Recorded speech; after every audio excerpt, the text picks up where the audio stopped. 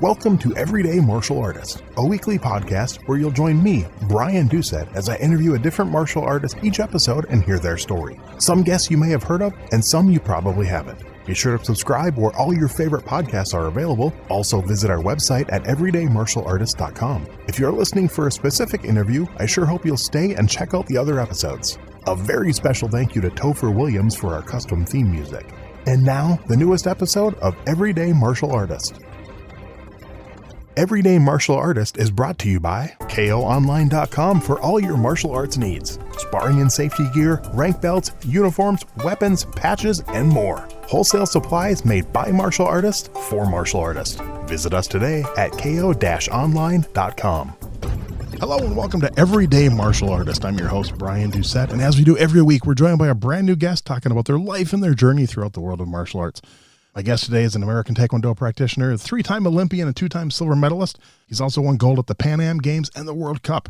After leaving the mat, he became a coach of the U.S. Olympic Tae Kwon Do team in 2008, 2012, and 2016, and has dedicated his life to the Olympic movement and the sport of Tae Kwon Do.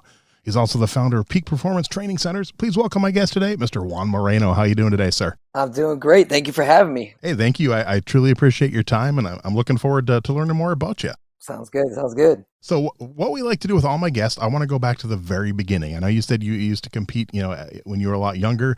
How did that start? Kind of what led to that interest? What set off that first spark and kind of started your martial arts career? It's kind of interesting and unique because when I was really young, I played, just like any kid growing up in the Midwest. I'm from the Chicagoland area. And, I played baseball, basketball, everything. And my grandfather used to take me to local karate tournaments in the Chicagoland area, in Wisconsin, right across the border, in the Kenosha, Racine, Milwaukee area. And I would just sit down and watch these people compete in sport karate. I knew nothing about it. And I started to go so often that I actually made some friends. Matter of fact, there's a famous Olympic athlete that turned out to be my teammate, Arlene Lemus, was from Chicago. And I used to watch her and her students compete and in the lunch break, play football outside with them. So I had this relationship with some martial artists before I even started martial arts. And really, when I was about 9 years old, my brother, my father, we actually had a break. We were really big into hockey, and we played in the Wisconsin area because it was just a little bit more of a higher level at that time. And so we were on a break, and we stopped at a local little area. There was actually a strip mall, but the strip mall was back in the early 80s. There was 3 stores. There was a hot dog stand. There was actually an arcade and then a martial arts school. And me and my brother, we ate our hot dogs and our French fries and our whatever we drank. And I kind of wandered down past the arcade and went down to the martial arts school. And I was just looking in, and really by fate or whatever have you, it happened to be a Taekwondo school. It could have been judo. It could have been karate. It could have been anything. And I'm just kind of looking in the window, and my dad came down and we walked in, and my dad actually knew the assistant instructor at that place. And we went back that night and we signed up and got our uniforms, and that was it. I was hooked, line and sinker. I was all in the martial arts. I mean, I'd always growing up, I had seen the Bruce Lee and the Chuck Norrises and the David Carradines, in the movie theaters at that time. Yep. And I always had a kind of an interest or something that just kind of intrigued me. And so to have that opportunity and that in that moment was exciting that, wow, I'm actually going to do something a little bit more formalized. And like I said, I fell in love head over heels, with the martial arts. How old were you at the time? I was 9. Okay. I was 9 years old. Yeah, back in the beginning of the early 80s. So think back then to that, for maybe the first 3-4 classes. What once you got into class, what was it? I know you said you fell in love with it, but once you got in and started doing it, what was it about it that made you want to stick with it? Well, I'll tell you, there's 2 stories that I always remember. The first story was kind of funny because maybe through the interview, you'll see I always was a very unique person, I think, and I always had my own style and whatever. And quite honestly, I didn't really care too much what people thought about me or whatever, even as a youngster. And I had extremely long hair. I had an earring since I was like 5 or 6 years old. Nice. My mother actually wanted me to have it and chase me around the car, to put a hole in my ear, and I didn't want it. And then, I got a second one. And so it just became my little thing. And that was, really unpopular at the time. Anyway, I go into the school and, hear this my hair is dark now. It, got darker as I got older, but I had this light hair, almost blondish brown hair, long, soft, very, very well taken care of, look like a little baby. And as I'm walking in to change in my uniform, one of the guys like, no, no, no, no, that's the boys' locker room. And I'm like, I am a boy. And I went in there and I was like, ah. So it's funny because they thought I was a little girl. Wow. That's how little I was, how petite I was, and my hair. So that was the first, story. But, I remember the first class, really enjoying it and just enjoying it to the extent of like, you couldn't wait to go back. You couldn't wait to get to the next class. And before I knew it, I was literally in my first sparring class on a Saturday. And at that time, the senior student was a really big deal. Like, so you have all the kids line up and whoever's the highest belt. But at the time, it was like a yellow belt. And I didn't have any equipment and I really didn't know the rules. I consider myself a tough little guy. And all I remember is I reverse punched the senior student in the face and just bloodied his nose. Kid goes on the ground.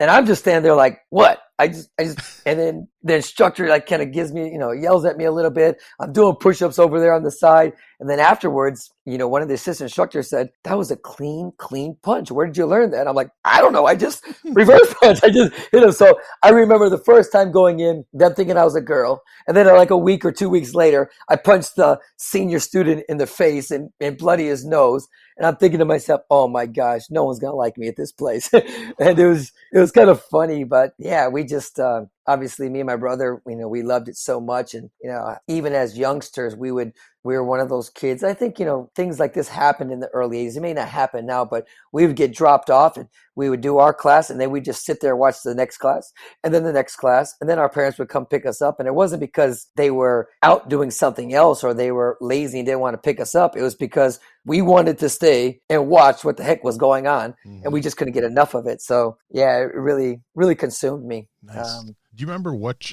system of Taekwondo that was? Like which Kwon? Yeah, actually, it was a Chung Do Kwon. My first instructor was more of an ITF, type of martial artist. I mean, we did a lot of the, I don't know if you know much about those forms, but we did the Chunji, Tung Wan Do Sun patterns. Okay. So we didn't do any of the WT things that I do now or the Palgays. We did very, very old traditional patterns. And yes, it was. My school still does the Palgays. Yeah. We never switched to the Taeguk. My instructor likes the Palgays better, so that's what we do. Yeah, listen, it's funny. I have a martial arts school now. I'm sure we'll get into it, but I teach the Taeguks, but I personally like the much older forms. I like the ITF forms, and I like the Palgays. Just a preference. What are some things that you remember about the instructor? What stand out about that instructor? So I still have contact with him now. Every time anybody asks me, I say my first instructor his name was Jerry Cook, and he was a banker by trade, and was kind of a hobby martial artist, school owner, and just a great family guy. Like, not only did we, I thought that we were learning good quality martial arts, and I wouldn't have known the difference, to be honest with you, at the time. But looking back, he was a quality instructor that really cared about us a lot. And I remember the school doing a lot of things together, a lot of picnics together, a lot of cookouts together. Even the parents would spend parent nights out together. And it was just, while the sport part of it, became big later on, the martial art part, just the community that he built. And it wasn't a big school at all. I mean, the size was very small. It was predominantly an adult type activity. There was probably, I think when I began, maybe 15 kids. Wow. So it just wasn't that kid friendly back in the, early 80s. Martial arts was a little bit more of an adult type of activity. And so yeah, he was just a really good guy. And like I said, even to this day, I'll tell everybody who my first instructor was, even if they don't know him. And, later on I tell them, who my first coach was and kind of so on and so on. So Jerry Cook, still in Waukegan, Illinois. And yeah. Does he still teach? Great man. He does not teach. I think he retired probably. Actually, he commented on one of my Facebook posts this weekend, and he does from time to time. But no, I think he sold and retired from his school probably about 10 years ago. But he had it for, I've been doing martial arts for over 40 years. So he had it for probably the better part of 50 years. Wow, that's impressive. Yeah. And you find a good instructor in a good school, it makes all the difference. Yeah, I can't say anything bad. Like I said, from the traditional aspect of it to even leading into the sport, allowing me to develop later with other coaches. I mean, he was very, very open-minded and very, ahead of his time when it came to that kind of stuff. Because even in this day and age, it's tough for some instructors to allow that to happen. So, right. No, yeah, I I agree appreciate completely. him a lot. So what about the competition side? When did what belt level did competition start? And do you remember your first tournament? I sure do. I mean, I went to when I got my yellow belt after about 3 months of training, which was pretty quick, I think, at that time. I mean, I know things are different again nowadays. You'll probably hear me reference back and forth from today's, current status and back then. But yeah, I mean, me and my brother, same thing. We trained together. We both got our yellow belts, and we went to our first tournament in Lake Geneva, Illinois. It was actually the old Playboy Club. I don't know what the resort is called now. It was in Lake Geneva, and it was a point taekwondo tournament. And yeah, I remember the instructor said, "Hey, we're going to this event to talk to my mom and dad. We got our equipment and we got our team uniform." And I went out there, and I remember I fought an orange belt, and I lost in about 30 seconds. Kid kicked me in the stomach. I punched him in the stomach, and I kicked me in the face. It was 3-1. The match was over. I'm like looking around, and I was like, I thought I was good. My instructor thought I was good. My family, everybody was like, "Wow, Juan's good. Juan's good. Juan's good." And when I lost, I remembered it was 9 years old. I'm devastated. I'm like, I'm kind of crying. My eyes are all watering. I'm upset. I'm frustrated. I don't know what happens. And then to make it worse, my younger brother, I'm the older brother. I mean, I'm supposed to outdo. I'm supposed to outshine. Yep. And my younger brother goes to match after match after match. He has like 4 or 5 matches, and he gets a second place. He loses in the final, gets a big old trophy carrying around. And I'm just like, in my brain, I'm like, I'm better than him. Everyone's like happy for him and picking him up. And I'm just like over there, like, I'm about ready to explode, And so it was, my first competition was not fun for me, but it was a great learning experience for me because there's a couple things that happened, and my father was a military guy and is a very strong man. I remember he was like, "What are you crying for?" And I'm just like, I'm 9. I don't even know why I'm crying. And he's like, It's kind of strange because he's like, "Did you prepare as much as you could?" I'm like, "I guess."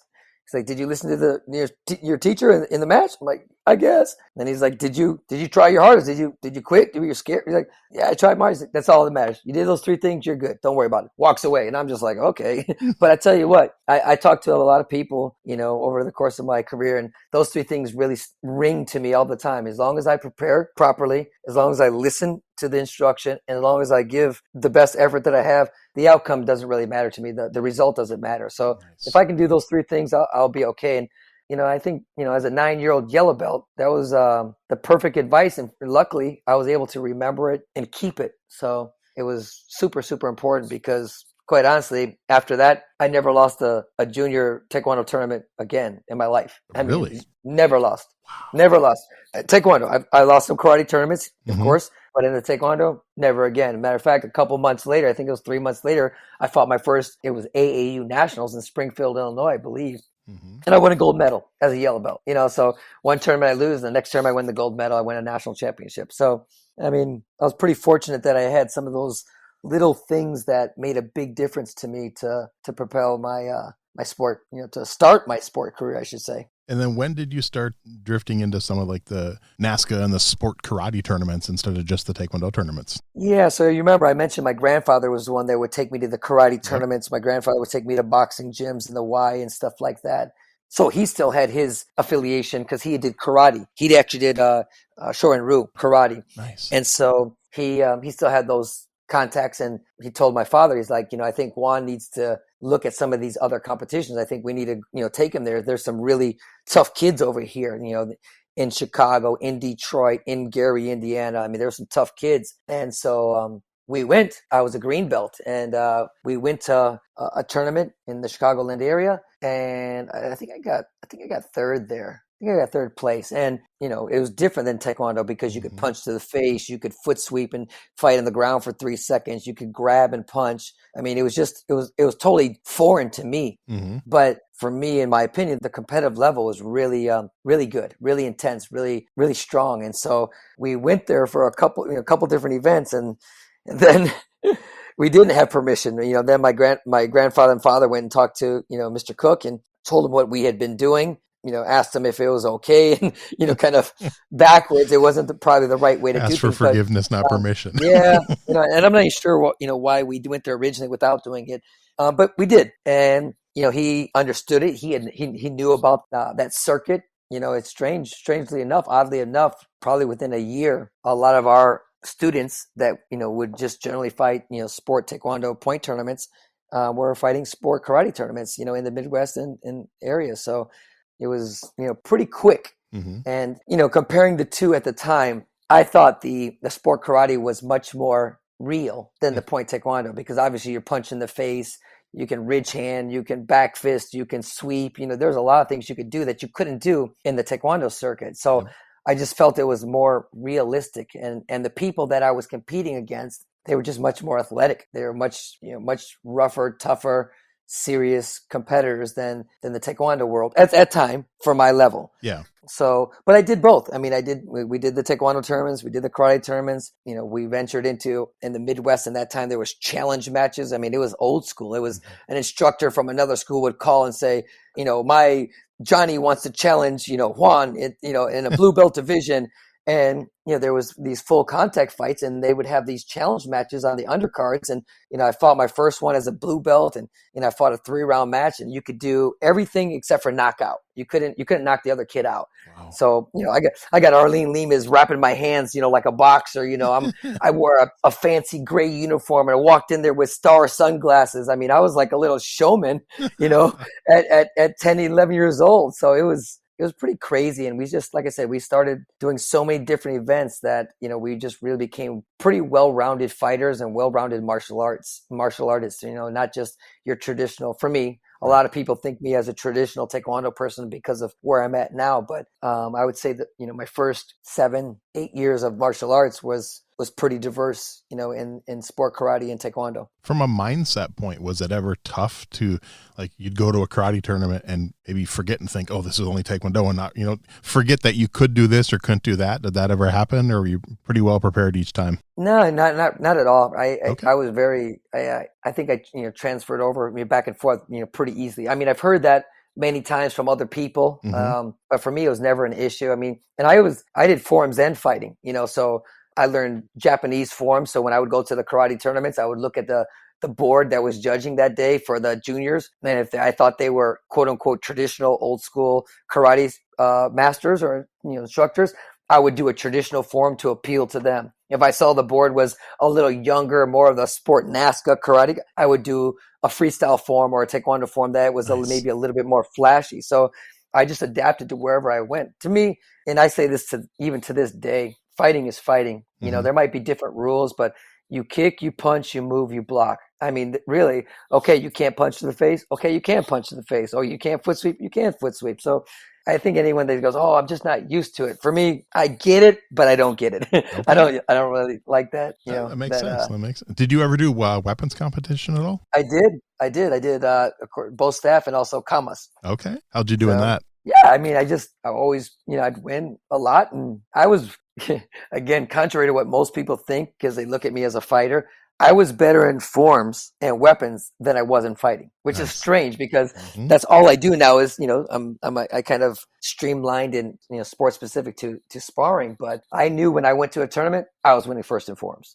I knew, barring something really, really strange, I was going to win in forms. So fighting is, obviously there's more dynamic things that can happen. There's, it's much more complex, so you can't predict it all the time. I think I want to say it was Benny Urquidez that said that same thing, that he thought he was better in forms than fighting, which amazed me. So even now, I pride myself on having good technique and good skill. Where I can kick and show and whatever. I'm 52 years old, and I still try to make sure that I can kick and demonstrate. And again, it's not for everybody, but it's just it's my thing. At what point did the Olympics come onto your radar? When was that something you thought, hey, I want to try this, or maybe I could actually do it? The truth is, in 1986, I started entering into what I would consider the Olympic field. And what happened was 84, 85, 86, I started competing in the adult division in the karate circuits. And quite honestly, it was rough for me because I was so little. I wasn't even 5 foot when I was a freshman in high school. And I was so light that I had started competing in the adults in forms. And there's a lot of people that didn't like it. They didn't like that I was winning as a kid in the adult division. Matter of fact, they were like, oh, he's winning because he's cute and he's this and he's that. And so when it came time for me to jump into the fighting side of it, they were waiting for me. And they were ready for me. And without getting too detailed, it was ugly. It was dirty. There was a lot of cheap shots. There was a lot of things that would happen outside of the ring. There's a thing in the Midwest we used to call it sucker punching. Basically, when the referee says mate, stop, break, and all of a sudden you go back to your lines, and all of a sudden, boom, the guy would hit you, or you get hit by somebody else from their school in the back. I mean, literally like Karate Kid type stuff. I mean, it was, and I was 13, 14, 15, and I just remember having these like scraps. I'm talking real fights, not in the match. Like when somebody would trip me on the sideline, or just, people like pushing me back in the ring, and I turn around and all of a sudden, boom, somebody else hits me. I mean, it was like a movie. It was really crazy. I just remember thinking to myself, there's got to be a better way. There's got to be something else. And in 1986, it was announced that Taekwondo was going to be on the Olympic format in Seoul, Korea. And that year, I went to my first senior national championships in Olympic Taekwondo. I was 15 years old. It was in Dayton, Ohio. And that's when it came on the radar. And up until that point in my life, I always just considered myself a martial art person, a karate person, a Taekwondo person. And all of a sudden, the Olympics, I'm like, wait a minute. I love sports. I love baseball. I love basketball. I love soccer. I love hockey. I love all sports. I'm like, wait a minute. I could go to the Olympics? So it was so far-fetched because I hadn't even, like I said, my first tournament on the adult level, when I was 15, was 1986. I basically had 2 more years to try to get ready. And, I was so far, from that, but I thought there's a chance. And so 86 was a huge year for me to really change my whole thought process of the martial arts. I really put the sport karate and kickboxing and all that stuff in my rearview mirror, and all of a sudden I was 100% head on and diving into the Olympic training, Olympic format, and doing anything I could to see if I had a chance. And when I say I thought I had a chance, I'm not going to be one of these people that says, oh, I knew it from the beginning. There is no way that I knew it from the beginning, especially when we talk later about the hill that I had to climb and the challenges that laid in front of me. There was just no chance, but it was an opportunity, definitely. So then, and talk about 88 then, what were the actual Olympic trials like, and what was that like going through? So, I'll give you a quick recap from 86 to 88 and real fast. So in beginning of 86, my instructor, Jerry Cook, and his master was a master named Tae Jing Suk he was actually in Highland Park, Illinois. They sent me to Korea. Oh, wow. I'm 15 years old, and they sent me to Korea. I don't know, in this day and age, that wouldn't happen, but I have no idea what my mom and dad thought about putting their 15-year-old kid that I'd never been out of the damn country. So also I'm on a plane, and I get off the plane and carrying a bag, and this guy looks at me, and I look at him, and he nods, and I follow him, and I get on a bus, get on a train, get to this place. They take me to this university. They take one look at me, and they're like, this kid's too small. I end up going to a high school, one of the most famous high schools in Korea. I didn't know. These kids tortured me. These high school kids tortured me, pulled my hair, kicked my face. I had no idea about Asian culture. I had no idea about Asian food. I had no idea about, how serious Taekwondo was over there. But kind of trial and error, learned the hard way, spent 6 weeks over there, came back. At nationals, I won my first fight, and I lost my second fight. And okay, it is what it is. I tell everybody there's only been one time in my life that I've been afraid to fight. Not been nervous, but been afraid. And that was 1986 and my second match. I get paired up with this gentleman named Dae Sung Lee. Dae Sung Lee is a 8-time national team member. He's a U.S. team captain. Not the best player in the country, but one of the best players in the world. Routinely gets silvers and bronze medals at the world level. Pan Americans, he wins gold medals all the time. And then they pull us in to fight. And, I'm 15, he's like 27. Jeez. And I look over him, and the referees are telling my coach, we don't think you should fight. You should just bow out. And so my coach's like, no, we'll fight. And I'm just looking at this guy who's staring right into my soul.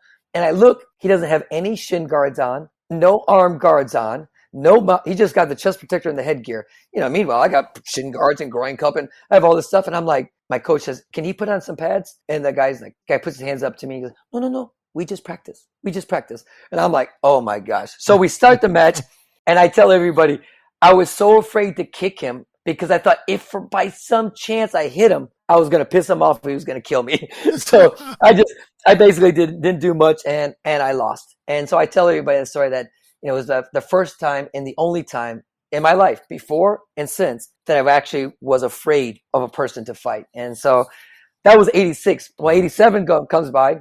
I go back to Korea again. I come back. We go to the nationals. And my mom thinks this is like a local tournament, right? Where you stand, whoever you're standing next to, you fight. Well, the nationals is different. They pre-bracket you and everything. So me being, Juan Moreno, the little guy with, the chip on his shoulder, cocky, if you will, I walk right up to that guy and I stand right next to him. Like I don't even notice him. Just stand right next to him. And my mom is in the stands like, get away, move away from him. I just stand right next to him. So we end up fighting in the semifinals. I win a couple matches. He wins a couple matches. We get in the semifinal and I think I beat him. I think I do a good job and I lose. And I remember being so furious, like, what? How did I lose this match? I couldn't believe it. So he wins a gold medal, 87. 88 comes around, no Korea, just training with my coach, training with everything, getting it all prepared. I go to the nationals and I'm waiting for the showdown. And I get there and we look on the brackets. He's not there. And my dad goes, oh, Dae-Sung Lee's not on there. And I'm like, and he's like, you got a good chance now. Get it. And I was so mad. I'm like, you don't think I can beat him? He's like, no, I'm like, you don't think I can beat him? I was mad.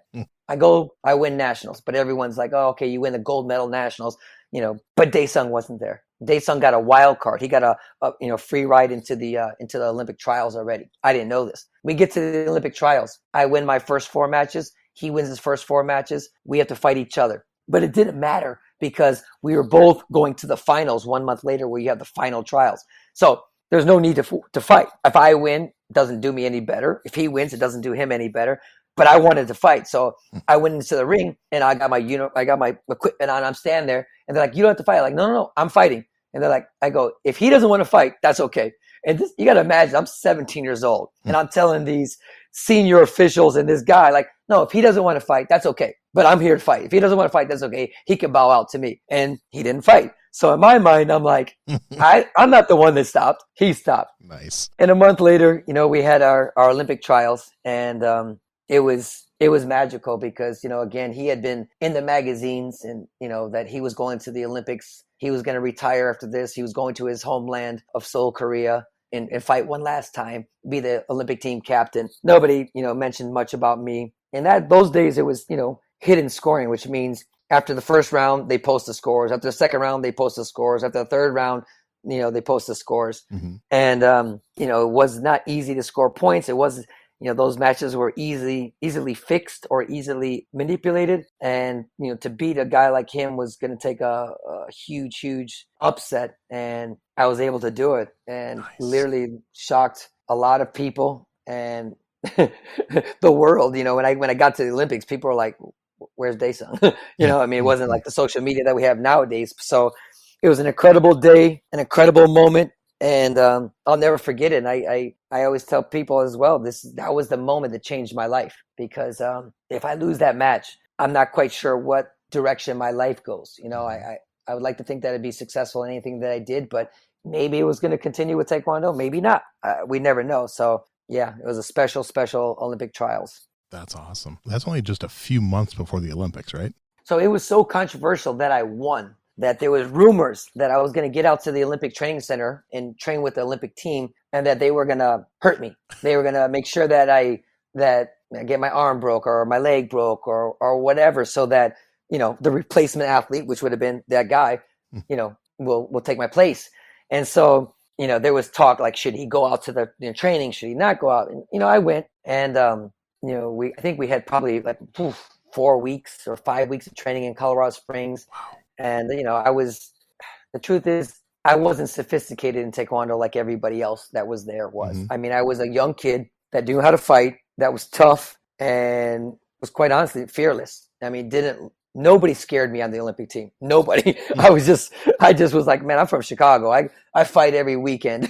I know you guys think that I'm new on this team, but literally I would fight 40, 50 tournaments a year. So I understand the ring, and I understand fighting. I understand how to move. So, but the skill stuff, the technical stuff, zero idea of what these guys were doing. And I felt, really out of place. And like I said, coaches didn't really talk to me too much or help me too much because I looked that bad, and then we went to Korea. We had another training camp in Korea in Seoul at Yongsan Army Base, I'm sorry. And we trained alongside the USA Olympic boxing team. And that was really exciting because I got to meet a lot of, I loved boxing. So I got to meet a lot of those people, Roy Jones and Kelsey Banks, and just some really great fighters. And before you know it, I'm at the Olympic Games getting ready to compete. So the buildup was a little bit shaky for me because I was so used to doing what my instructor had taught me, and trained me. And all of a sudden, for the better part of a month and a half, 2 months, I'm doing all these foreign drills, not weird because they were right. Yeah. They were the correct things to do. But for me, they just didn't make any sense. They were speaking a foreign language as far as I was concerned. So, even though I'll tell you that I was fearless and I really, didn't worry about people, I worried about my preparation a little bit. Not my physical preparation because I was really in good shape, but my skills, the skill set that, allowed me to defeat Dae-Sung Lee. I was definitely concerned with that part of the preparation. How was that first Olympic experience then? You got there, and how did that, walk us through that a little bit? The Olympic Games I've been fortunate enough to go to a few Olympic Games now, and every Olympic Games is special, but there was none more special than Seoul. Number one, it was the first time for Taekwondo to be there. So it was such an honor to be part of that history. Number two, again, I had never traveled, so all of a sudden I'm in this, Korea, which I had been now 2 times before, and, kind of made a few different friends. And, getting a chance to go to the Olympic Village and, if you think about that, that was during the Cold War era. Yep. And so, I grew up with the Rocky movies, USA versus Russia, Americans are good, Russians are bad. So I was intrigued by Russians. I just followed Russian athletes around. I watched them in the cafeteria. I traded pins with them because I had to see for myself, like, are these guys bad? Are they good? I mean, it was kind of, when I think back now, it was cute. It was cute that this little kid was I gotta see, I gotta see what,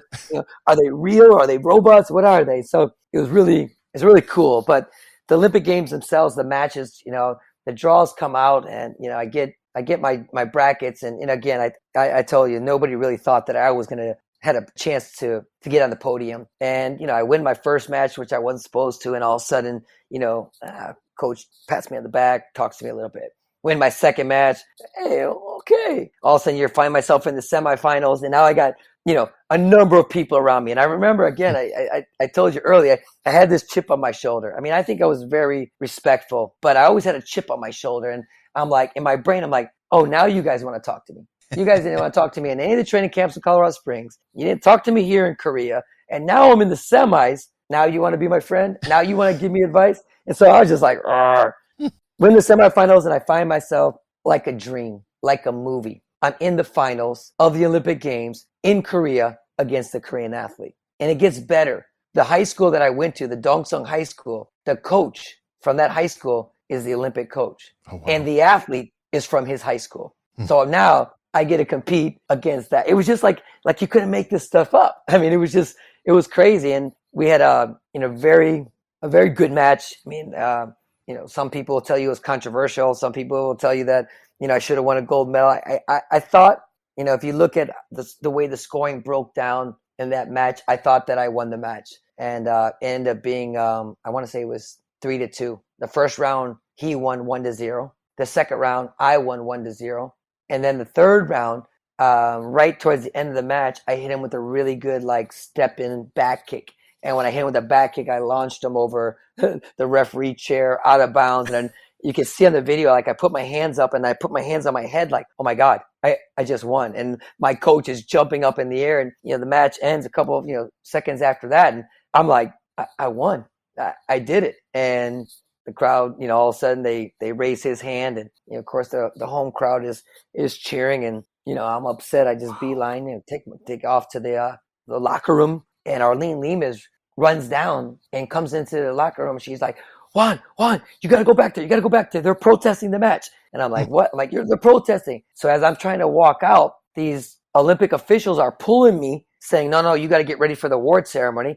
Our USA team I'm literally being like a tug of war, back and forth, because they don't want any spectacle. Anyway, I go out to the arena, and the Olympic coach is yelling at the head table. He's protesting the match. And then I walk out there and he takes me into the center of the ring, tells me to sit down. This is how you protested back in those days. And you sat down, kind of legs crossed. I sat in the middle of the match, and I just kind of was doing like I was told. I'm just kind of like, all right, we'll see what happens. And he comes back, tells me to stand up, and kind of explains the situation and says, doesn't look like they're going to change it, and kind of takes me out of there. And so it was crazy because, number one, I got to the final. Number two was a controversial match. 3, they protested.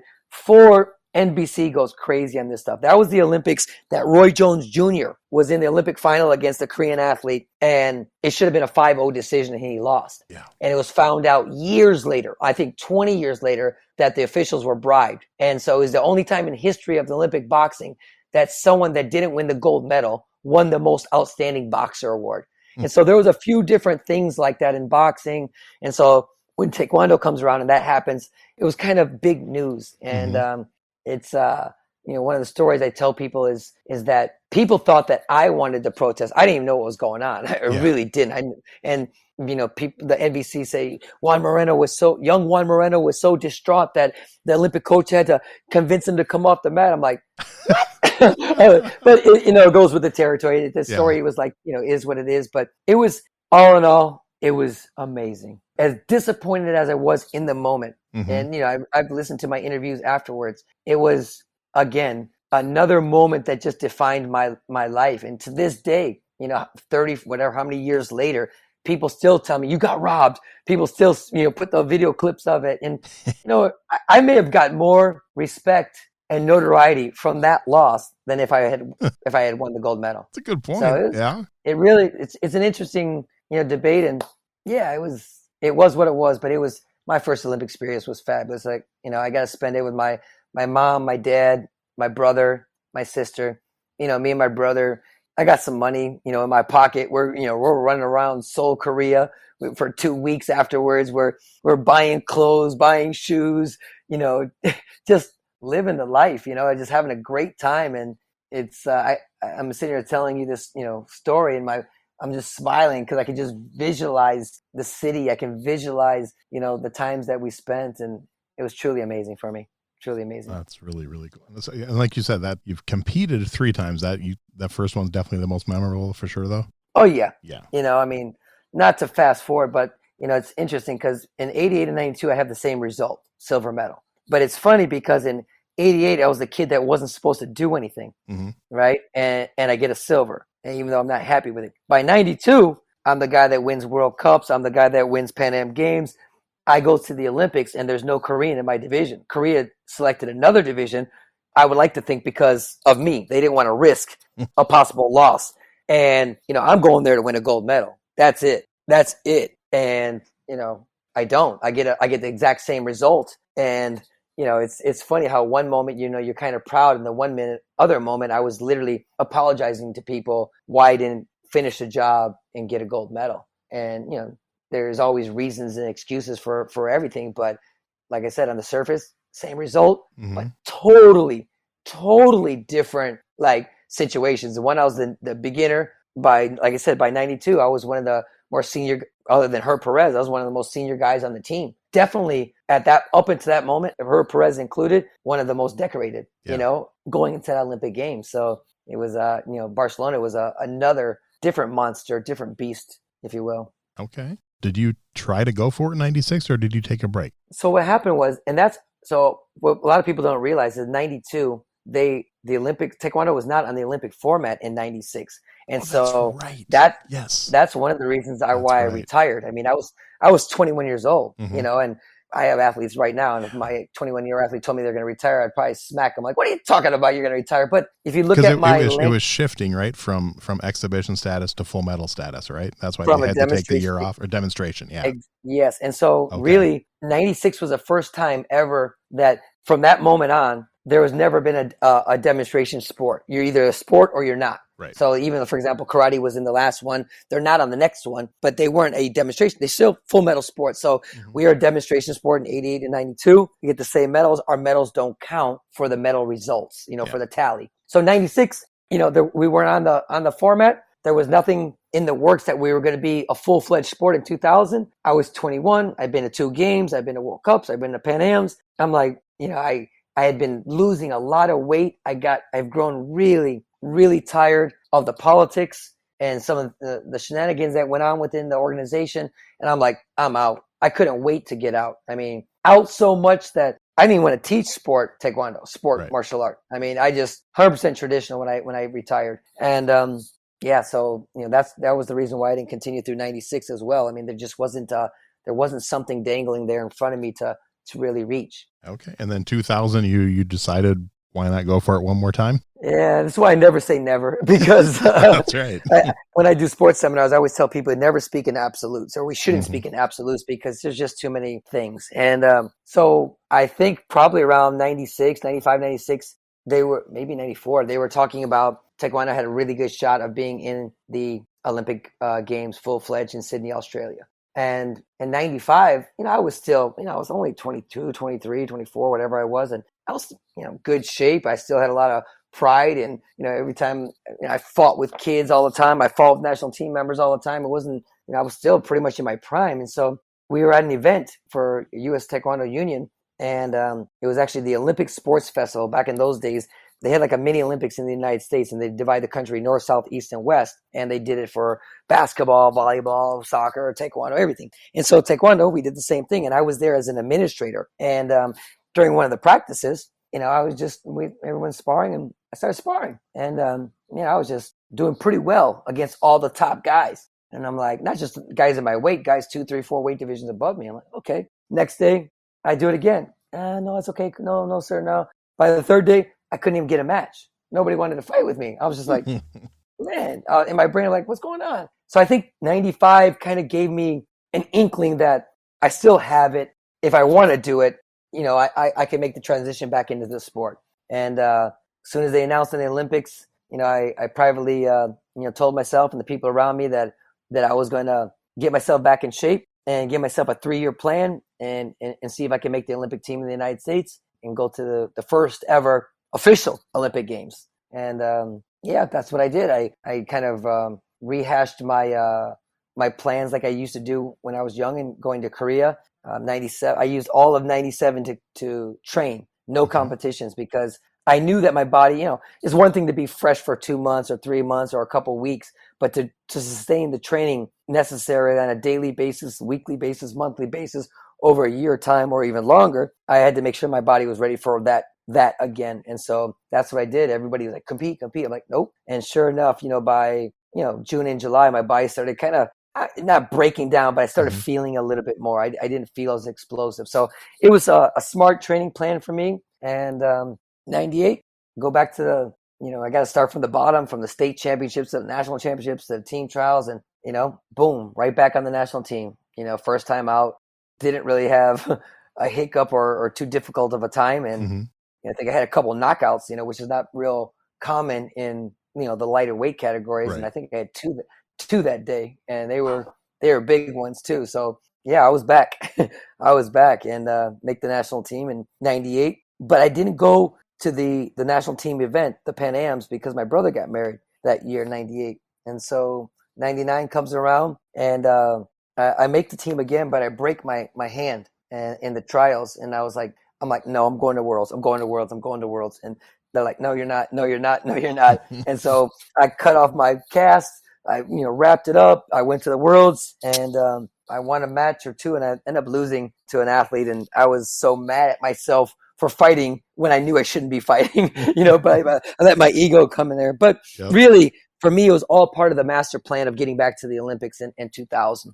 Nice. And 2000 comes around, and like everything's going like clockwork. I'm boom, boom, boom. And I'm in the first open Olympic trials. And there was actually 2 open Olympic trials, which means that in this event, you had to get first or second to qualify for the final Olympic trials. So there's going to be a total of 4 athletes, 2 from each event. And I'm fighting flawlessly throughout my first couple of matches. I don't give up a point. And I get to the semifinal. I got to win that to get to the first or second. And I fight, you probably heard the name, Mark Lopez, Stephen Lopez's younger brother. And Mark was a young kid, had got a medal at that World Championships that I had told you that I had lost in. And he was young, he was big, he was strong, he was arrogant, cocky, like in a good way. Yeah. You know, he was kind of like a young Juan Moreno, and he wanted to fight. And I lost 1-0, 1-0, but I didn't do anything. Like I wasn't myself when I fought him, and no one said much to me.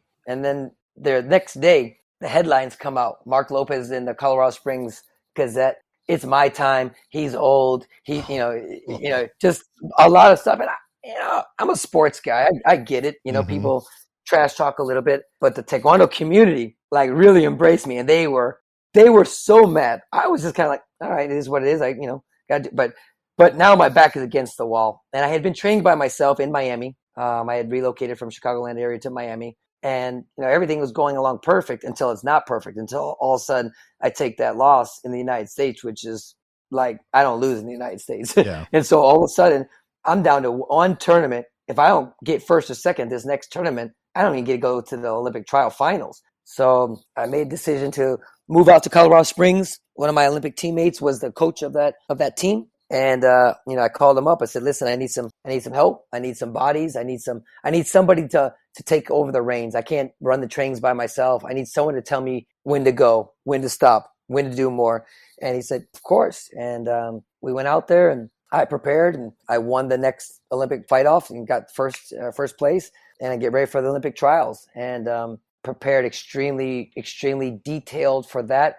Now I wasn't the fastest guy in the room. I wasn't the strongest guy in the room, but I was definitely the smartest guy in the room with the most experience. And so I really game planned hard for my rivals at that time. And I beat Mark Lopez very, very, very easy.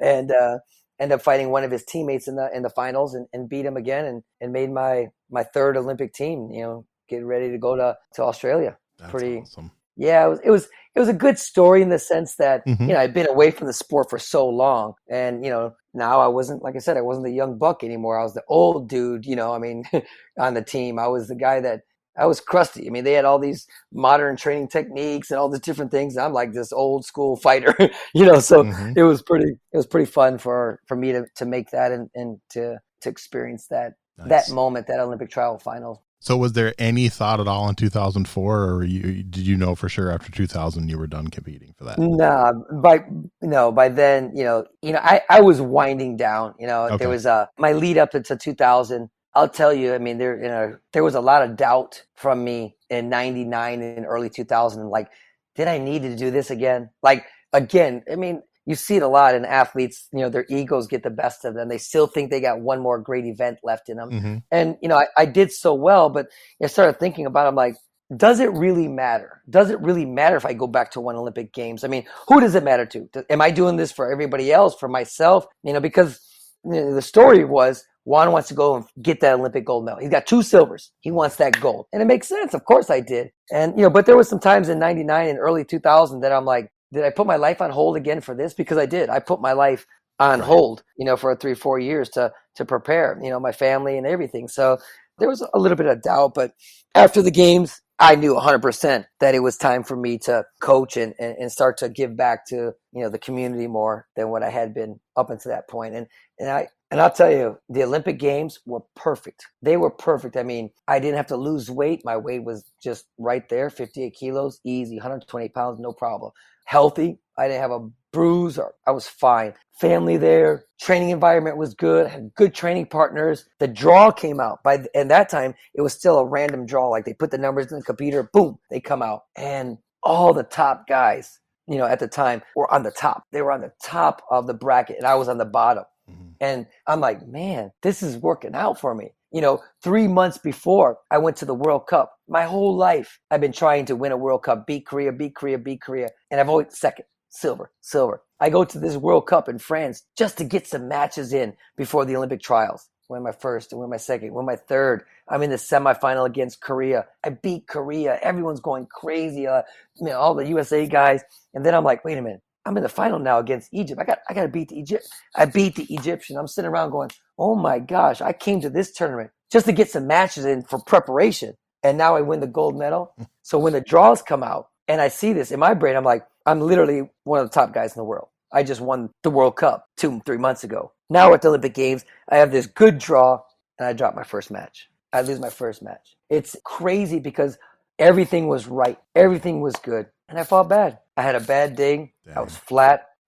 Maybe I looked too far ahead. I don't know what it was, but I tell you what I did do when I was done. I was happy. I was content. I knew that my competition days were over. I was happy that I looked around and I saw my family there, and I said, you know what? My family wouldn't be here if it wasn't for me. Steven Lopez was a kid, and he won a gold medal. And that day I was able to, towel him off, hold targets for him, get him food, just whatever I could do, almost like a big brother. And nobody knows, but that whole experience was perfect. It was great. No bitterness, no anger, no sadness, nothing. Just like it was meant to be. I did what I was supposed to do. And remember what I told you at the beginning of this conversation? I prepared, I listened, I gave my all, but I fell short. And it happens every day in life. It happens every day in sport. And I'm not an exception to that rule. And it did. I fell flat that day, and it is what it is. So what made you want to get into coaching? Did they approach you, or was that something you think, hey, I want to give this a shot? After 92, I always loved teaching. Going back to my first instructor, I was a brown belt, and my instructor would be like, Juan, go to my house and get my keys. I'm going to be 5 minutes late. I need you to open up the school. And I would. He would come and teach. Then it would got to, Juan, I need you to do the exercises. I'll be there in 20 minutes. And I would, before you know it, I'm a brown belt, 11-year-old kid doing the whole class. I'm a brown belt signing people up 3 months for $99. My instructor like, where'd that money come from? I'm like, oh, I signed up 3 people. He's like, what? I mean, I always loved teaching. And so even after 92, I did a lot of sports seminars. And I think, one of my great friends, Herb Perez, gave me some good advice. And I became a pretty good presenter, with my material and my ideas and my philosophy and my ways of training. And so, what I told you, when I moved to Miami in 97, I got a following of people around here that enjoyed me training them and teaching them and leading them. And so when I was done after 2000, I had a built-in team around me that was ready for me to not be their peer, but be their coach. And so I knew right away that, I was going to start coaching. So 92 to 97, I was already, I had a martial arts school. I had been doing seminars. I had, did some things for, the organization. Like I said, I kind of delayed some of that, from 97 to 2000 for a personal goal. So 2000 was done. Boom, straight into development of my team. So how different is it coaching at the Olympics versus competing? Ooh, that's a great question. People don't like to hear this. And I say that there's levels to this stuff. There's a famous boxing coach, there's a famous boxer, Floyd Mayweather. Yep. His uncle Roger Mayweather, he said this quote recently, actually, and it resonated with me. There's a lot of people in boxing that don't know shit about boxing. and there's a lot of people in Taekwondo that don't know shit about Taekwondo when it comes to coaching. Because regardless of what people think, Taekwondo is first and foremost in this country a martial art, and secondary a sport. So most people that are teaching they have these school owners, they're martial artists. And there's a few of them that were athletes that transitioned into martial art school owners. And then there's some that just were martial art school owners and then started coaching. And so when you look at baseball, basketball, football, boxing, they've got hundreds of years of sport development, from high school to college to pro to whatever. But in martial art, we don't really have that. So I think that being an Olympic athlete helped me understand what people go through. I think that understanding and enjoying a lot of other sports and how they compete and what makes them tick helped me become a better coach. And quite honestly, I think just, some people have an ability to express their concepts better than others. And you look at, for example, there's a lot of professional basketball players. Let's use that sport. The Magic Johnsons of the world, the Michael Jordans of the world. They're great, great, maybe the greatest of all time. But they're not good coaches at all, right? They can't, for somehow they're such geniuses, they can't relate to maybe the everyday athlete. And so I feel like, I was lucky enough to be a pretty good athlete, but also have the ability to teach what made me successful. And I say that there's levels to it because, I didn't just pop up right to the Olympic Games. I built my personal club on a local level, and then on a domestic level, and then on an international level. I coached on a junior national level, on a development level. I went to my first Olympic Games as a coach, but didn't sit in the chair. I was, Gene Lopez, had his 3 brothers and sisters and another personal athlete that he coached.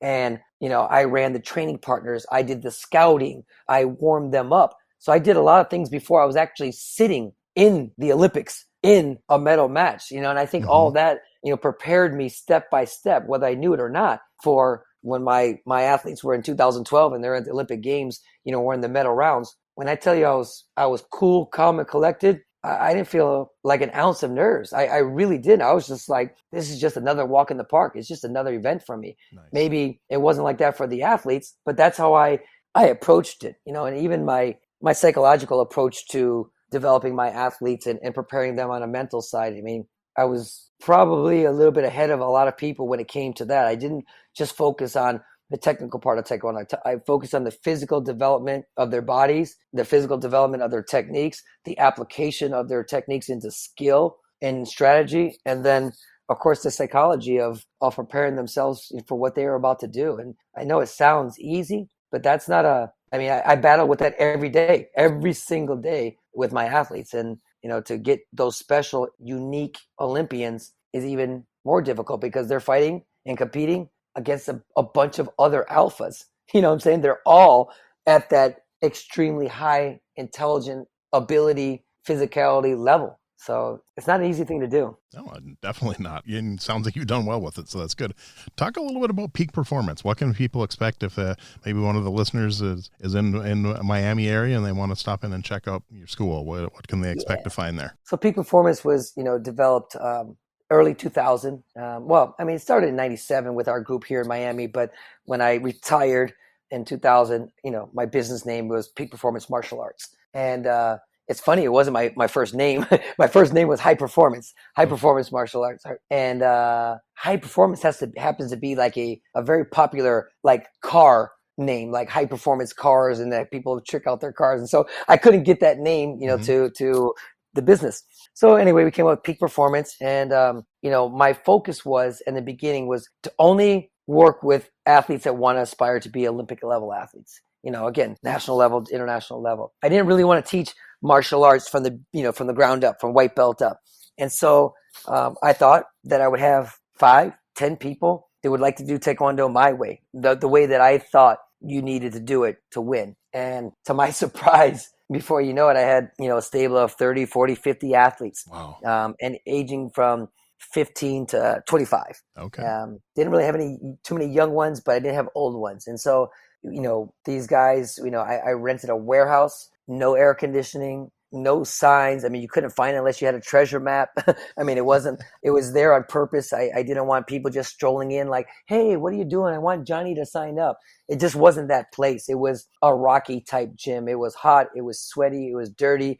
You did things my way or no way. And so we developed a culture in Peak Performance of how we trained, how we act, how we performed, how we trusted and respected each other. And all of a sudden we just took it on the road. And, Peak Performance had a 3-pronged model. Number one was we were a development program. We were going to develop our athletes the way that we thought was the right way. Number two, we had a business model. I had a business model of I'm going to take my model and replicate it in other areas to add to that development. And the third thing was, I always call it do the right thing model. Just give back to the community. When I do seminars, people say, can I videotape them? Absolutely. People say, do I have to pay to spectate? No, sit down. And I did that then, and I do that now. And it's my way of just kind of the best thing that I could do for people. So we started small, we started humble, and before you know, all of a sudden we have people on national teams. And before you know it, I'm being asked to coach on the national team. And before you know it, we have Olympic level athletes. And it didn't take long for us to, for lack of a better word, pretty much dominate the domestic field. It was at the time, early 2000s. It was myself and Coach Gene Lopez. We kind of were the Chicago Bears, Green Bay Packers. We hated each other. We just bitter rivals to the end, But what would happen was we would all make national teams, and then we would go to the World Championships. We had to become friends, and we had to learn how to work with each other. So Peak Performance kind of started like that, and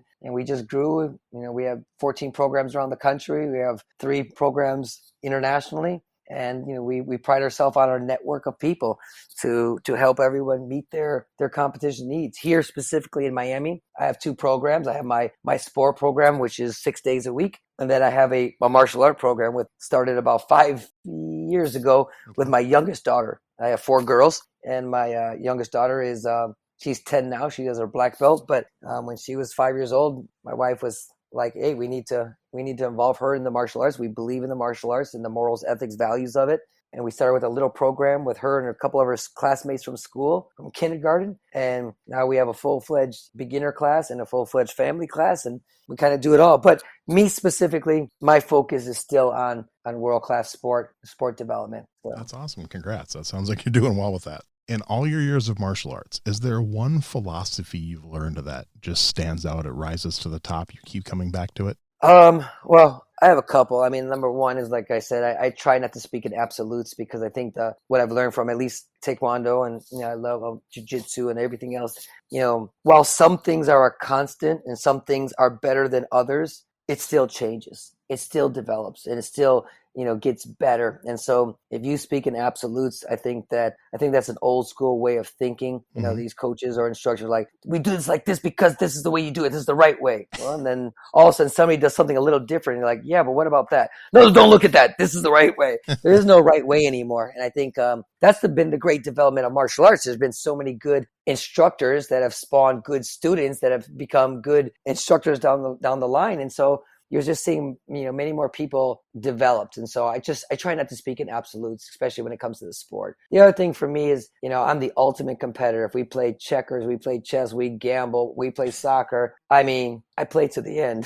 I play till I can't walk. I mean, maybe over competitive. But that being said, I believe in character. And one of my favorite coaches of all time and books to read are, the legendary coach John Wooden from UCLA. Yes. He talks about pay more attention to your character than your reputation, because your reputation is who people think you are and your character is who you really are. And, I'm dealing with a lot of hotshot athletes, a lot of motivated, overzealous parents. Mm-hmm. And, I'm like, listen, at the end of the day, a lot of people, won't remember what you did, but they'll remember how you treated them. Yes. They'll remember how you did it. And like I said, I love sport, and I love the performances, and I love the result, but the result is nothing but a moment. The process and what you do after within your life, I think is your character. And you need to think about that and reflect on that, because in this day and age, everybody wants things fast. Everybody wants things now. Everybody wants to be recognized, with the social media type stuff. So I really work hard to promote character, to promote growth versus goals,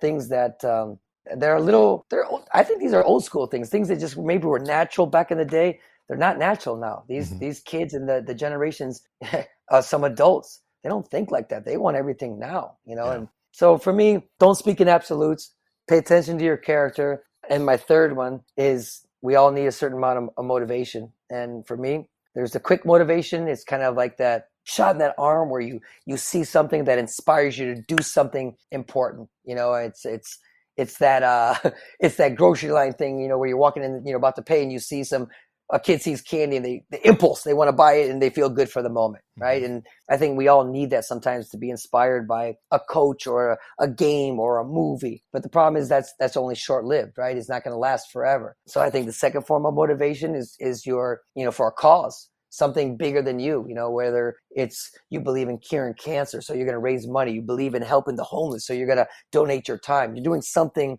bigger than yourself, and you have that motivation that makes you get up in the morning to solve a problem that exists in life. And then I think the biggest one is something deep inside of you, your morals, your ethics, your values, something that you truly believe in. Because at the end of the day, those first two motivational factors can come and go, but what's inside you is always inside you. It never stops. That flame never stops until you leave this earth. So, when I'm working with athletes and addressing groups of people, all three forms of the motivation are important, but probably none so more than the third one. And that's, what I like about the martial arts is we know most, the best martial artists take ownership of what happens, because we're, as much as we train with a group or train with a team or travel with a group or travel with a team, when you go on the mat, it's just you. I think you talked to me about your black belt test, and it was just you. Nobody can help you. Yep. And so, when you take ownership, it's a big thing. And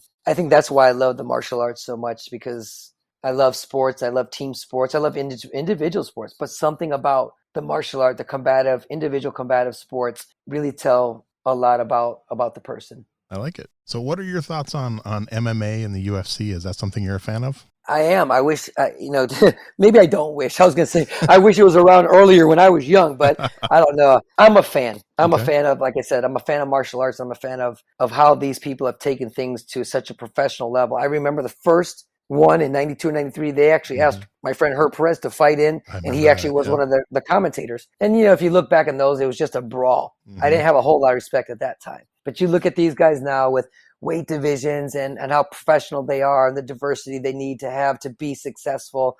It's pretty impressive. As a martial art purist, maybe some of the respect and admiration that they don't display for each other is not necessarily my cup of tea. But listen, it's it's a sign of the times, right? I mean, you look at moms, dads, they all know MMA. They know the word. They know kickboxing classes to go and kick and punch on the bag. And, parents will even say, I want my kid to learn MMA. I'm like, really? That's what you want your kid to do? I mean, I have a lot of respect for what they've built. And, like I said, I am a fan. There's some people that I respect, more than others. I mean, a perfect example kind of goes, after speaking with you, listen to me speak right now. Like, I love Khabib. I love his guys. I think they're disciplined men, serious athletes, warriors, and I like them. Maybe they're boring for some people. Maybe they don't talk enough smack or give enough bulletin board material. But for me, I like their martial art. I like their tradition. I like their values. Again, I'm saying that just watching them on TV. For all I know, they could be monsters. But from what I see, on the public, version, I like that versus maybe some of the other guys that trying to throw things at each other or dropping F-bombs and trying to fight or whatever. I mean, that's just not my cup of tea. But the sport itself, I'm a fan. Okay, good. So are you hopeful for the future of, how do you think the future of Olympic Taekwondo looks? Are you hopeful? Yeah. Are you excited for the way it's heading? Are you maybe think there's some changes that need to be made? Yeah, I think there's some changes that need to be made. So I'll start with the good. When I grew up in 88 and 92, the sport was dominated by a handful of countries. They were good, but it was dominated by a handful of countries. Countries in Europe weren't that great. Countries in Russia, the Russian Republic wasn't even broken up then. So Russia wasn't anything. China wasn't anything. Heck, even in the African countries next to, maybe Egypt. That was about it. But now, as a world sport, the African countries, top to bottom, good. The Asian countries, top to bottom, good. The Russian republics that broke up, Azerbaijan and Uzbekistan, Ukraine, all of them, they're just amazing. So the reason that was able to happen was the invention of electronic scoring, because everything became fair. Yeah. Everything became even. Now, I'm not the biggest fan of the electronic scoring because I think it's flawed. I don't think the technology is good, but it's evenly flawed for both of us, me and you. Yeah. You understand what I'm saying? The subjectivity is, for the most part, has been taken away. And guess what? All of a sudden, these small, poor, underdeveloped countries are winning. How is that? The same thing happened in fencing. For years, fencing was judged by the eye. And same thing, certain countries, East Germany, Russia, they won all the time. Domination. And as soon as they got to electronics, all of a sudden countries like the United States, countries like other countries, all of a sudden started winning. So it begs the question, were we that bad before, or it was so subjective that we weren't winning? And United States was on the good end of that stick in the early 80s, 90s. We were one of the top countries. We got the benefit of the doubt, possibly. And all of a sudden, when everything is equal, the level of the playing field became much more level. So I think from a world sport, we're in a really good situation. I think from Olympic sport, we're in a really good situation. The problem is, as many people have documented, the physicality of fighting, the physicality of Taekwondo, it has been pretty much lost. I have no qualms about the ability of the athletes. These athletes are phenomenal nowadays. The flexibility, the manipulation of kicks, the strength, the core. They're supermen, superwomen. But the style of fighting, the rules of the fighting, the technology of the PSS, the electronic systems, they're just not up to par. They're just not good enough. They're rewarding the wrong stuff. And so therefore the game, you can't blame the coaches and the athletes because they're just doing what they need to do to win. Right. But the systems themselves are bad. So I think there needs to be an overhaul of the system, the electronics. I also think that the rules themselves could be tweaked a little bit to make it more spectator friendly. And the most controversial one, I left it to last, is the referees have to be fixed. Yeah. We are in this situation because the referees couldn't do their job, because they were unfair, because they were, some of them, not all of them, some of them were corrupt at the wrong times when the world could see. And that's why we were forced to go to electronic scoring. Boxing's not electronic scoring. Wrestling's not electronic scoring. And they all have their problems too. Yeah. Judo, it's all with the naked eye. It's all by the professionals. It's all by the sport-specific, personnel. Taekwondo can do it if they wanted to. If they professionalize their referees, if they held them to a standard that they held us, if a coach, I'm a coach, if I act out because I'm so upset at a call, I get a yellow card, I could be removed from the tournament and removed from future events. A referee could make a horrible, horrible call and nothing happens. They're back to the next match. It's even like in the NFL, the NBA. Yeah, those referees are human. They're going to make mistakes, but if they make enough of them, they lose their jobs. Yeah. they're not at the Super Bowl anymore. So I'm happy with the state of the game as far as the people that are participating. I'm just not happy with the PSS, and I'm definitely not happy with the look of the game. The game, Taekwondo has so much more to give from an appearance standpoint, from a speed standpoint, from an explosion standpoint, from a impact standpoint. Like I said, nothing against the athletes, because I coach them every day and I see these guys and they are just, they are unbelievable what they can do. But something's missing. That's a great answer. I just want to see more punches. I really do. Yeah. I wish they'd punch more. That's what my one, because the school I go to and the tournaments we go to, it's pretty much 50-50. It's 50% feet, 50% hands. We throw a lot of punches in our tournaments. Well, it's funny you say that, because actually, so when I fought early, late, 80s, early 90s, even the 2000s, punches would never score. Like, you never scored a punch. Yeah. You could punch to hurt or to set up something, but it was all kicks. Now, punches are one of the most important things of the matches. Oh, that's the good. Punches and the deductions, because now deductions are very clearly defined. For example, these two rules that I think revolutionize us. Number one, you go to bounds, it's a deduction. So there's no, he kicked me out, I got pushed. No, you go out, you get deducted. You fall down, you get deducted. Wow. And when I say deducted, it means the other person gets the point. So people used to always go out of bounds. People used to always fall. Now, people don't go out of bounds. People don't fall. It's amazing how resilient the athletes and coaches are, how they figure out ways to not get penalized. So, but I'll go back to the referees. If you see some of these punches, they're horrible.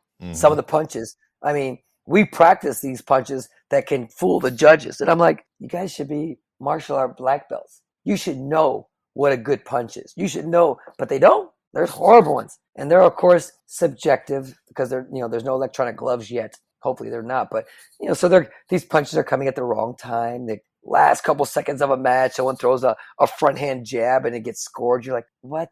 Come on. So listen, nothing is perfect. Our sport is not perfect. I think we need former athletes and current coaches on the committees. It makes sense, right? You want current coaches that know what's going on. They understand the feel of the fights, and they understand what the athletes are going through.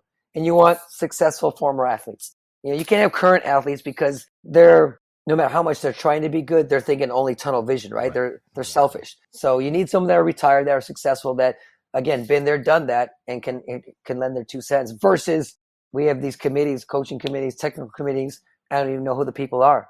I haven't seen them. Yeah. They certainly never competed. They certainly don't come to the events. And that's a shame. Yeah. Great. I love your input on that. So, all right, I got a few fun questions to wrap it up before I let you go. Now, this doesn't have to be 4. I've had as few as 2 and as many as 8. I just want a few names that you would put on your personal Mount Rushmore of martial arts. Oh my gosh, let me think this through. Hold on. I should know this right away. Personal Mount Rushmore. Okay, I'm trying to think this through. So you mean like Taekwondo, karate, or could it be judo? Could it be anybody? I've had people put boxers on there and collegiate wrestlers, and take a lot of people put just people from their own style. Obviously 2 of the most well-picked ones are probably Bruce Lee and Chuck Norris. Yeah, it's up to you. Yeah, it's too easy.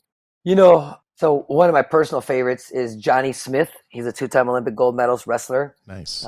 He's up there because there's a more famous one, Cale Sanderson, but I like Johnny because I went to the 2 Olympic Games with him. I got to see him. I got to see him much after. He's just a class act guy, a professional guy. So I like him. Nice. From wrestling. My gosh. Oh my God, you're tough on me.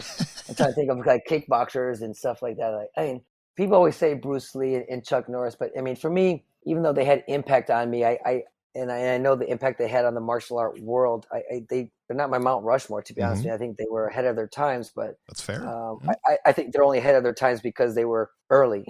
I think if you looked at some of the things that they did now, would probably be so far. It's like looking at an old computer, Let me think. Gosh, let me start to fight a point fighting person. I'll give you. Did I do him? I'm trying to think. Early '80s, who some of the point guys were. Did you? Well, no, Steve Nasty Anderson. Was he in your time? Was he before you?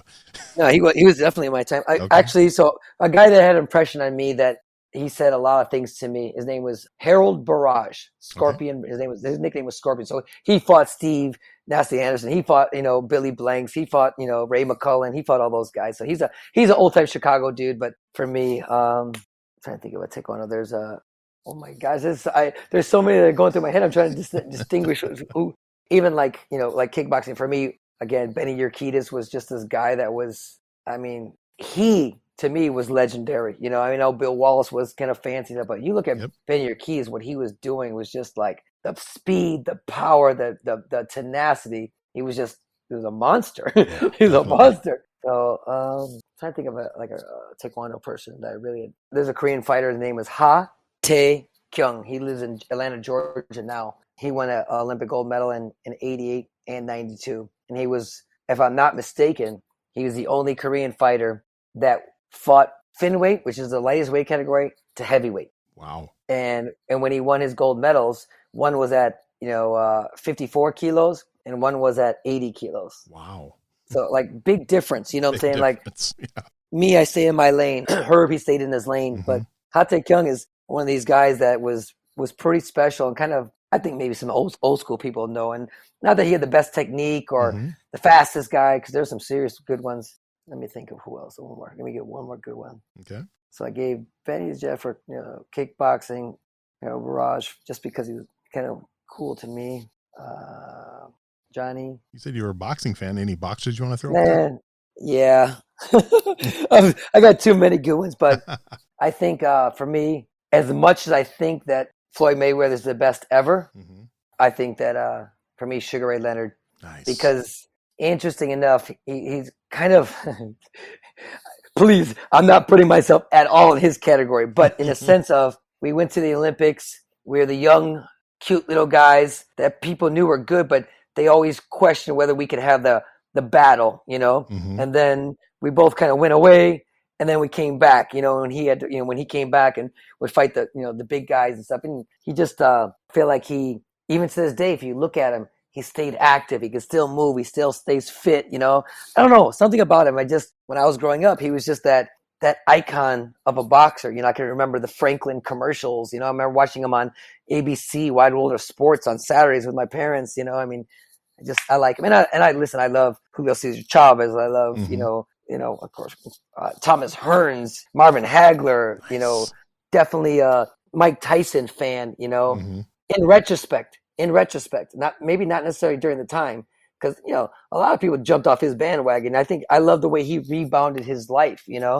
I like Felix Trinidad. There's just so many good ones, but for me, the best ever, Floyd Mayweather, even though he was a crazy dude, just his ability to win and to not drink, to not smoke, to not get distracted, to always be training, to have these master game plans, to have zero ego when it came in the ring. Like he never got tempted to try to knock people out. If he could just say, you know what, my hands are soft, I'm going to find a way to win, and I'll break these guys later. I think it's just a genius, but nice. My favorite would have been Sugar Ray Leonard. Okay, cool. Yeah, that's a solid Mount Rushmore. All right. How about a favorite martial arts book? Sun Tzu, The Art of War. It's a good one. That one's been picked a good amount. Hasn't been picked in a while though, so nice. Yeah, that Book of Five Rings is good as well, but those two, Now I got them. I'm looking at them right here. Oh, nice. Those things are all There you go. underlined and highlighted to death. Very cool. How about a favorite martial arts video game? You ever a gamer? I'm not a gamer. No? I'm not a gamer at all. I know. I'm like the one of those guys that not. I wasn't at Atari. I wasn't in television. Wow. I'm not good at any of them. All right, no worries. How about a favorite martial arts TV show? I mean, this new Cobra Kai has gotten everybody. I mean, Yes. I think it's hilarious. I But love it. you know what? You know what I liked, honestly? Mhm. I like Kung Fu, Okay, the original. Okay. the original. And I'm going to go even back. I'm not sure how old you are. Do you remember a Westerner called Billy Jack? Oh yeah, I remember the Billy Jack movies. Yep. Remember him? This Yep. movie? I mean, it was he'd take off his boots and he'd fight. I don't know why. I always remember that guy too. Yep. It was fun. That's cool. All right. Well, hey, that's speaking of a movie. Favorite martial arts movie? Okay, favorite martial arts movie. The Last Dragon.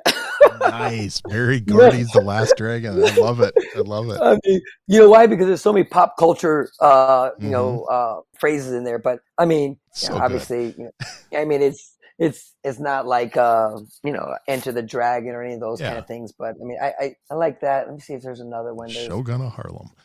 Yeah, Shogun, show enough. And I knew Ernie Reyes Jr. and Ernie Reyes Jr. Senior, Yep. Ernie Reyes Senior. So then I've spent much time with them when I was young, and even since then. Nice. So I knew them. Yeah.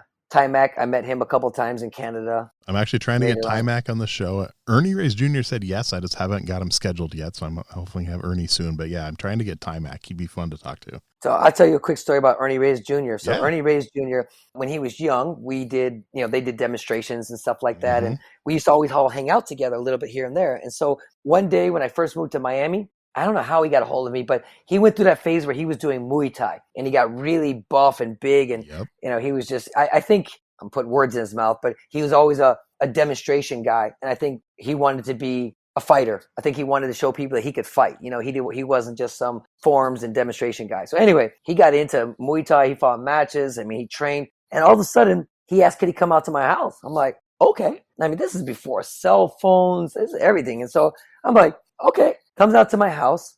And we're catching up. He comes to my training. He just gets in the back of the line. He tries to, get through the training and stuff like that. We go back to the house. And, he's like, I said, do you want something to eat? He's like, no. Guy would pick up an apple and eat an apple. I'm like, all right. He's like, I'm going to go for a walk. I'm like, okay. Guy'd be gone for like 6 hours. I'm like, where'd you go? He's like, just walk in. I'm like, okay. He told me about a movie that he was doing called The Rundown. Dwayne Johnson? Yep, The Rock? I'm like, yep. and I'm like, no, never heard of him. I'm talking like 96, 97. I'm like, 97. I'm like, no, never heard.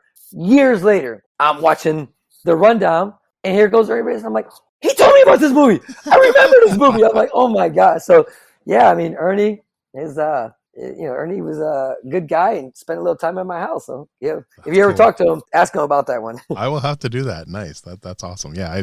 I've had a really good friend of his, Carmichael Simon, on the show. Yep. So, yep. Yeah. And I met Ernie and his dad back in, at the Diamond Nationals. They were there promoting Surf Ninjas. Surf Ninjas. There you go. Yeah. Great movie. Yep.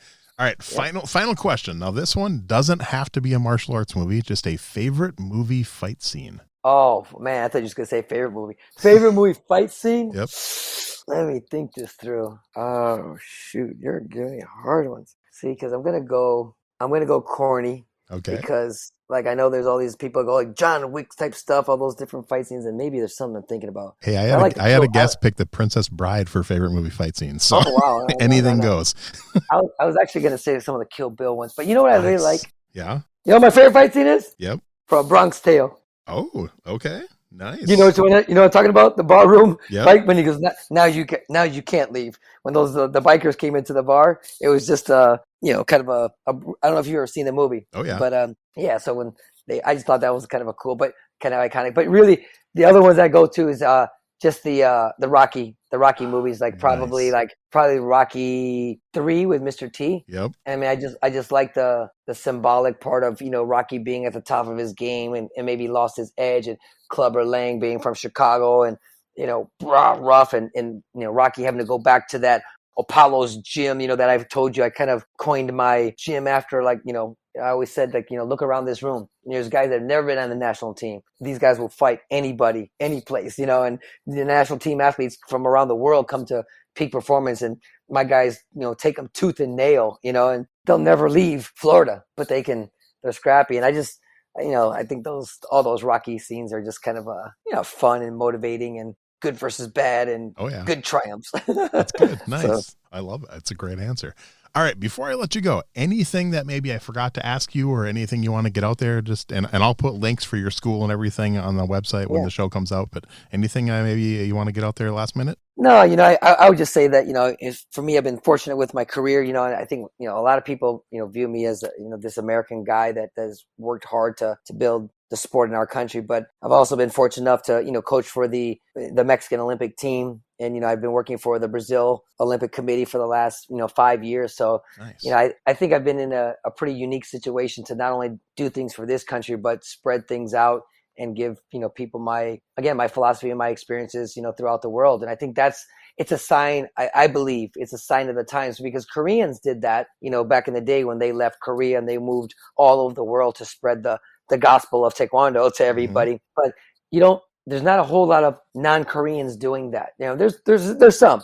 I'm not saying I'm the only one, but there's not many people that have been able to do that or replicate their philosophies and their training regimens to fit other countries. And so I'm really proud that I've been able to do that and just build, the Peak Performance Network. I mean, I love, obviously I'm a, born and bred American and do anything for the country, but it's also been a big honor for me to be entrusted from other countries, to help them develop their programs. So as of the last Olympic Games, we've developed 5 coaches, not just athletes, 5 coaches for 5 different countries, at the Olympic level. That's cool. I kind of have a lot of pride in that, because heck, I've got coaches that sometimes they're outshine me right now, and I feel really, really good about that. I told you I'm a little bit, as much as I am old school, I'm really new school in the sense of I need to make people better. I mean, I fail if I don't make somebody better than me. And so that's what I'm striving to do every single day. I love it. And I love what you're doing, and hopefully you keep doing it for a long time and continued success. And I can't wait till the episode comes out. Thank you. I hope so. Well, I really appreciate you reaching out to me and giving me the opportunity. It's always fun to talk and reminisce about things, and I can talk for hours. So thank you very much. Thanks for listening to Everyday Martial Artist. We hope you will join us every week for a brand new episode with a different martial artist telling their story. If you enjoy the show, be sure to leave us a review. Also, be sure to check out our website at everydaymartialartist.com. There you can find all of our episodes and contact us to suggest guests and ask questions. Again, thanks for listening to Everyday Martial Artist, and we'll see you next week.